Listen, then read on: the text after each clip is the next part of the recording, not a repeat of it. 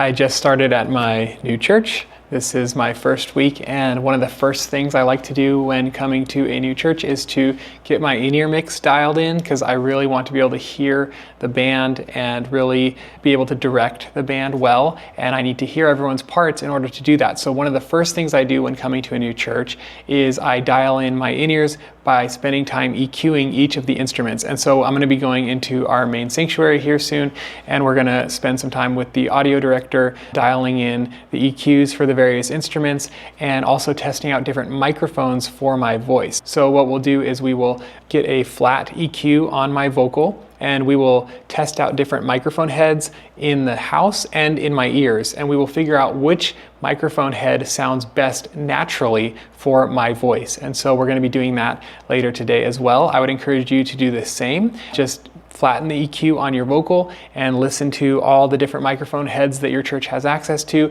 and decide which one sounds most natural and flattering for your voice. Because if you come in and start things out by sounding great, it'll just help you feel more confident. It'll help you feel more comfortable on stage for your first Sunday. And so as I prepare for my first Sunday leading this weekend, I really want to feel great about my in-ears. And so a little tip as you do that, if you have your services multi-tracked, not using the multi-tracks app, but if you multi-track your musicians live when they're performing, you can play that back through your in-ears, and you can listen with your audio engineer, and he can tweak the EQs and compression on your in-ear mix if you have a separate console to do that, or if you have enough layers on your digital console to send a different EQ to your ears. I would highly encourage you to EQ your ears separately than your front of house mix. And so that's what I'm going to be doing later today. I'll try to grab a little bit of footage of that as well when I do it, but I want to encourage you to do the same as you come into your new church. So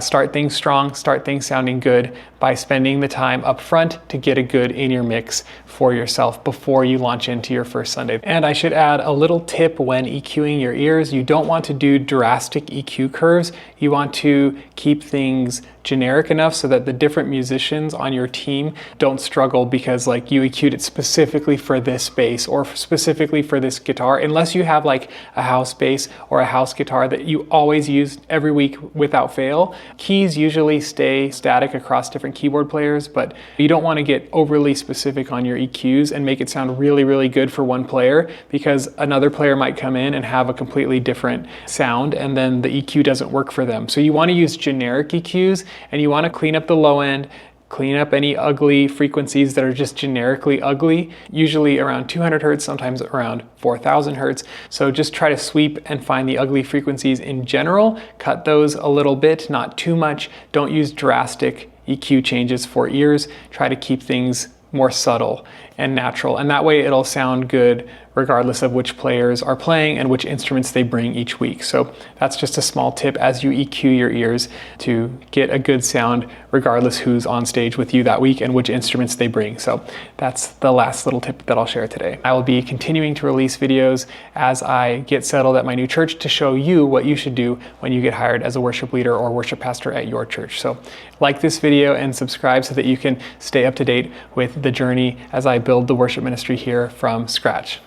So the first one is the KSM9. We're going to test the KSM9, check. And then we have a few others we'll test later. So let's see how those go. Your goodness is running after, it's running after me. With my life laid down, I surrender now. I give you everything. Your goodness is running after, it's running after me. I feel like this one's better, huh? This one's like a little bit more undistinct in the mid-range. The good old Shure 58, SM58. Your goodness is running after, it's running after me. Yeah, I can hear that like biting mid-range kind of feeling. So here's a new one. This is called SE Electronics V7. We're going to test this next. Now my soul cries out, hallelujah, praising honor to thee. Here we go. And oh, that holy cross, my salvation, paid on. Nope. All right, then this is is it. This is the winner.